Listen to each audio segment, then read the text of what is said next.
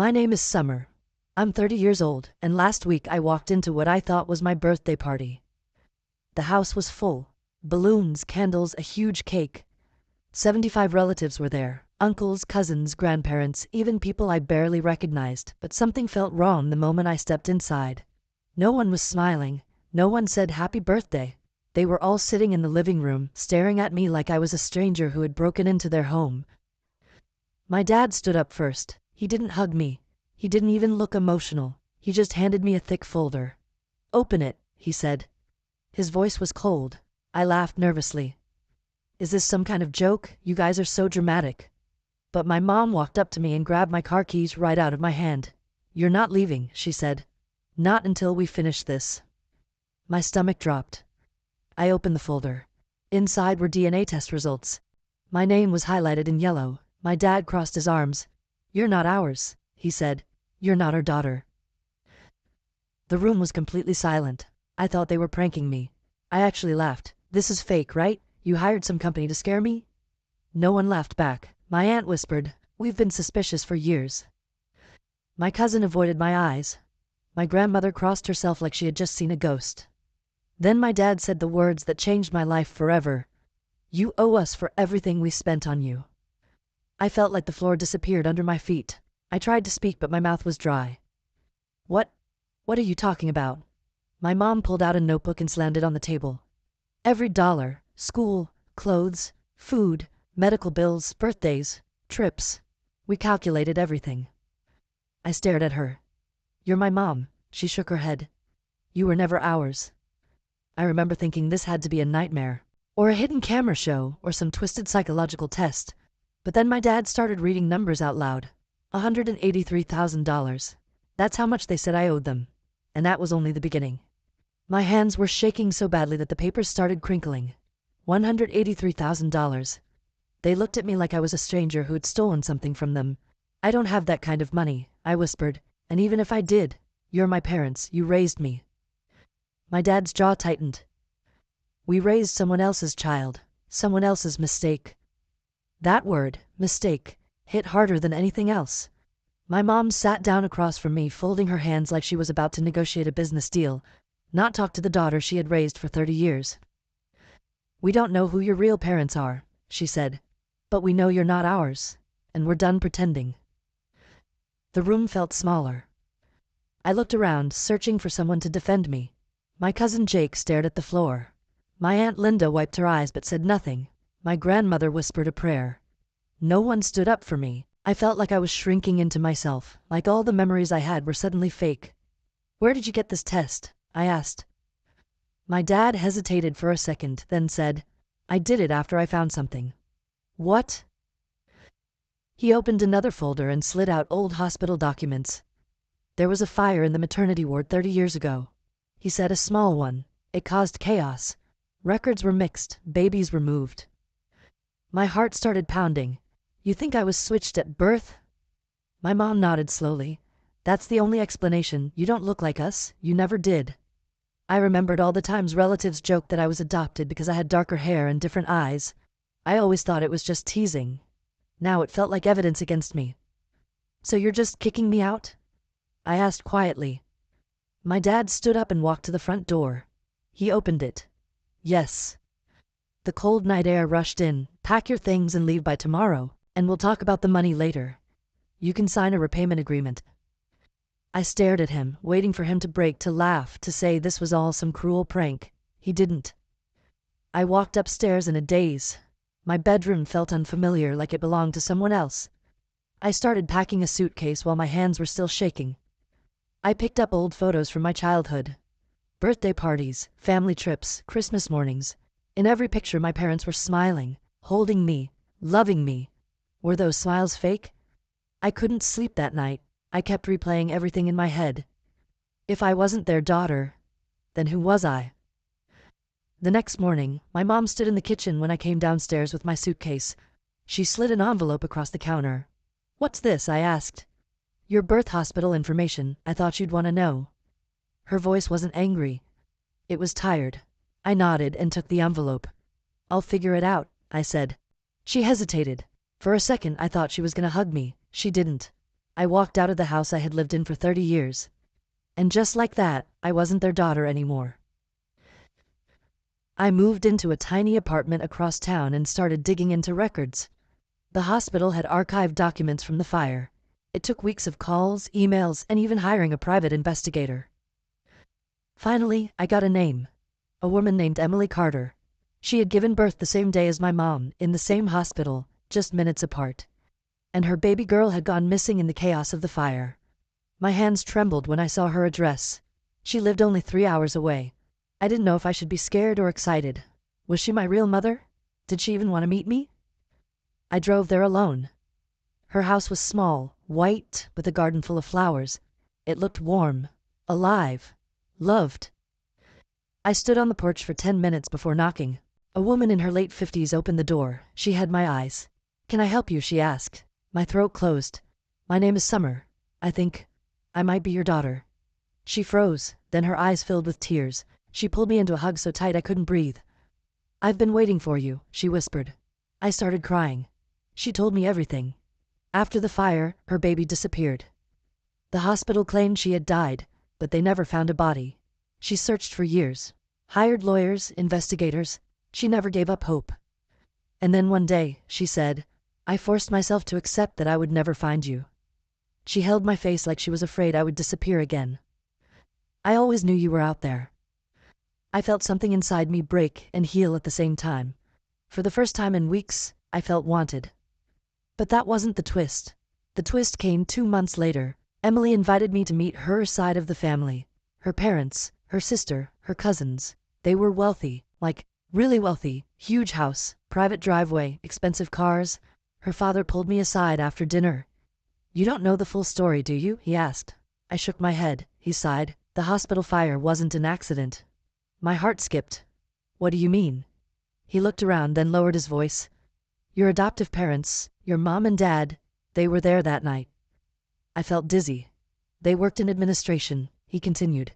"They knew about the chaos. They knew a baby went missing." My chest tightened. "They had just found out your mom couldn't have children. They took advantage of the confusion. They signed documents. They bribed a nurse." I couldn't breathe. "They stole you." The word echoed in my head. Stole. My entire life suddenly felt like a crime scene. I confronted my adoptive parents. I drove to their house and knocked on the door. My dad opened it. He looked older, smaller. "I know the truth," I said. His eyes widened. "You took me. You knew I wasn't yours. You stole me." He looked away. My mom came to the door and started crying. "We wanted a baby so badly," she whispered. "We thought God gave you to us." "You committed a crime," I said. My voice was shaking. My dad nodded slowly. "Yes, and now you're going to leave us forever. That's our punishment." Thought I would feel victorious. Instead, I felt empty. But the biggest twist came after a DNA test with Emily's family. Her father sat me down again. "Summer, there's something else." My heart started pounding. "You're not just our missing granddaughter." He slid another document across the table. My name was on it. A trust fund document. "You're the sole heir to my company." I stared at him. "What?" He nodded. "You were born into this family. When you disappeared, we set aside everything for you. We never had another child. You are the only heir." The number on the paper was insane. Millions. I felt sick. My adoptive parents kicked me out and demanded money, while my real family had been saving millions for me my entire life. I went back to my apartment and sat on the floor for hours. Everything I believed was wrong. My whole identity was built on a lie, but also, I was free. A week later, I got a call from my adoptive mom. She was crying. "We lost the house," she said. "What?" "Your dad's business failed. We were counting on you helping us. We're bankrupt." I closed my eyes. For 30 years they raised me. For 30 years they lied to me, and in the end, karma came faster than I ever imagined. I decided to meet them one last time. I walked into the same living room where they had kicked me out. They looked tired, older, broken. My dad whispered, "We were wrong. We're sorry." I sat down and took a deep breath. "I'm not going to make you pay for raising me," I said. "But I'm not going to save you either." They nodded. I walked out again. This time, not as their daughter, but as someone who finally knew who she was. Now I live in a city I never thought I'd call home, with my real mother, with a family that searched for me for 30 years. Sometimes I still look at old photos and feel confused. But one thing is clear. I wasn't abandoned. I wasn't unwanted. I was stolen. And then, 30 years later, the truth found me. I thought the story was over when I found my real family. I thought knowing the truth would finally bring peace. I was wrong, because the truth never comes alone. Moving in with Emily felt unreal. She treated me like I was 5 years old and 30 years old at the same time. She wanted to cook breakfast for me, brush my hair, sit beside me on the couch and just stare at my face like she was memorizing me. "I miss so much," she kept saying. Her parents insisted I move into their estate. They said the apartment I lived in was too small for someone like me. Someone like me. That phrase still felt strange. I walked through rooms bigger than my childhood house. There was a room full of photos of me as a baby, ultrasound pictures, a tiny hospital bracelet with my name written on it. They never stopped waiting. And yet I felt guilty for loving the people who stole me. The legal process started fast. My biological grandfather hired the best lawyers in the state. They wanted to reopen the hospital case, investigate the nurse, and press charges against my adoptive parents.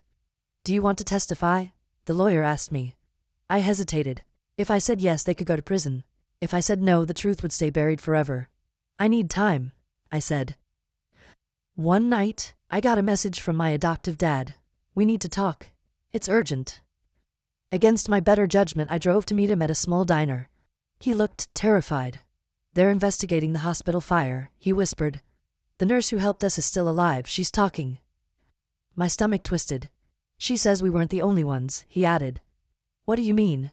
He leaned forward. "There were multiple baby switches that night, not just you." My heart stopped. A week later, I received a call from the investigator. "Summer, we found something disturbing," he said. "We think the hospital fire was intentionally started." I felt cold all over. "By who?" He paused. "By someone who wanted to cover up multiple illegal adoptions." Illegal adoptions. He sent me a list of families who suddenly had babies that same year, despite infertility records. One name made my hands shake. My adoptive aunt, the same aunt who whispered at my trial birthday party. The one who said she always suspected I wasn't theirs. She had a son born the same night. I couldn't stop thinking about it.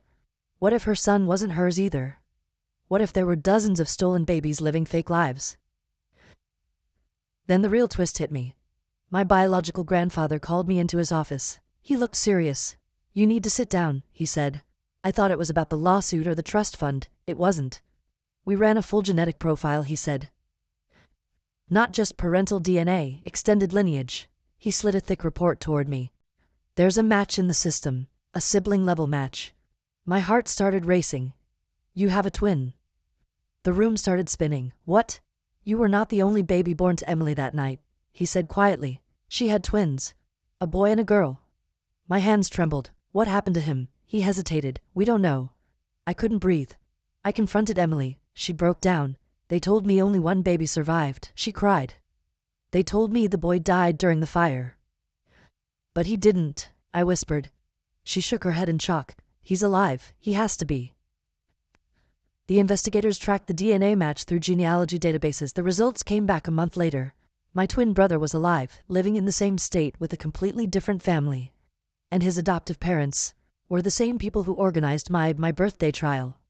My aunt and uncle, the ones who helped kick me out. The ones who suspected me.